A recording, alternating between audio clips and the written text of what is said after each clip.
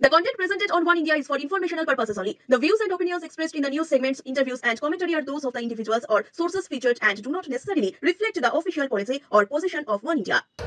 আপনি লিখে দিতে হবে শ্যামপুরে 2 থেকে 2,500 লোকের বেশি প্রসেশনে যাবে।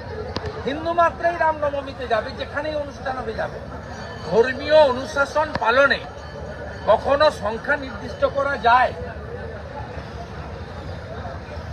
এইগুলোর জন্য বলছি যে পশ্চিমবাংলার সনাতনীরা তারা ধর্ম পালনে সরকার এবং পুলিশের দ্বারা বাধাপ্রাপ্ত হচ্ছে।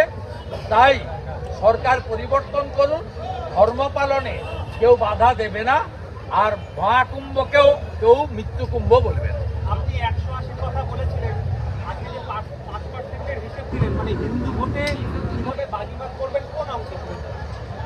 শুনুন, পশ্চিমবাংলায় গত ভোটে চৌর্যবৃত্তি করে ও সাম্প্রদায়িক কার্ড খেলে তৃণমূল ভোট পেয়েছে 45.67। আমরা ভোট পেয়েছি 38.63, প্রায় 39, ওরা 46। তাই গণিতটা তো পাল্টে দিতে আপনি পারেন না। গণিতের হিসাব বলছে যদি 5% ভোট ভারতীয় জনতা পার্টি বাড়াতে পারে তাহলে ভারতীয় জনতা পার্টির সরকার। কিন্তু গণিতের হিসাব করতে হবে, তো করতে হবে।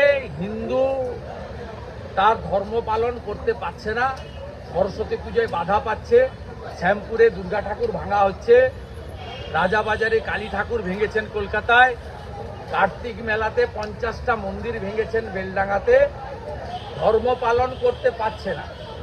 তাই ধর্মরক্ষা কমিটির মধ্য দিয়ে সনাতনীদের ঐক্যবদ্ধ হতে হবে। ভাতার লোভে সনাতনী বিরোধী গোষ্ঠীর কাছে যাওয়া যাবে না। সিপিএম তৃণমূলে সনাতনীরা যাতে বিভক্ত না হন, সব সনাতনী যদি এক হয়। আমার নন্দীগ্রামে আমি দেখেছি, সেখানে যে 53টা মুসলিম বুথ আছে সেখানে 99% ভোট তৃণমূলকে তারা দেয়। সিপিএম এর মিছিলে যায়, তৃণমূলকে ভোট। আমাদের সংখ্যালঘু মোর্চার ভাই, তার পরিবারের ভোটও তৃণমূলকে দিতে বাধ্য হয়।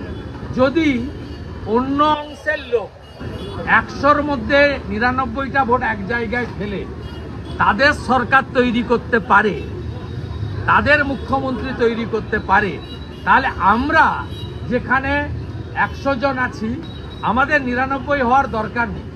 আমরা কেন 90 জন এক জায়গায় এসে আমরা ভোট দিতে করব না? আমি আমার তফসিলি জাতিকে প্রণাম করি। জয় ভীম, জয় ভারত।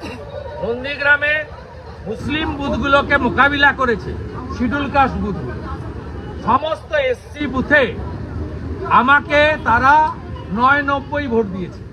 তাই আমি ওখান থেকে 1956-তে জিতেছিলাম। পরে অভিজিৎ গাঙ্গুলিকে আমি 8200 ভোট লিড দিতে পেরেছি নন্দীগ্রাম। তৃণমূলে রাজীব ব্যানার্জির মেন্টারশিপে একটি সংস্থা ব্যানার, তাতে রামকৃষ্ণদেব ও মমতা ব্যানার্জি, এনাদের দুজনের ছবি দিয়ে হিন্দু মুসলিম শিখ ইসাই আমরা সবাই ভাই ভাই। ঠাকুর রামকৃষ্ণ দেবের সঙ্গে মমতা ব্যানার্জির ছবি দেওয়ার সাথে সাথেই পশ্চিমবাংলার হিন্দু সমাজ এই জালি হিন্দুদের কারবারটা বুঝে ফেলেছে, ধরে নিয়েছে।